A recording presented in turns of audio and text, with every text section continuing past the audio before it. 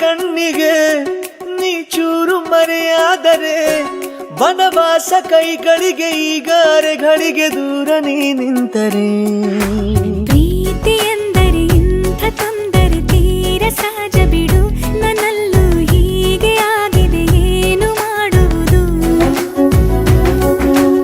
ಎಲ್ಲಿ ಹೋದರು ಎಲ್ಲಿ ಬಂದರು ನಿನ್ನದೇ ಅಮಲು ವಿರಾಮ ನೀಡುತ್ತಿಲ್ಲ ಯಾರಿಗೆ ಹೇಳುವುದು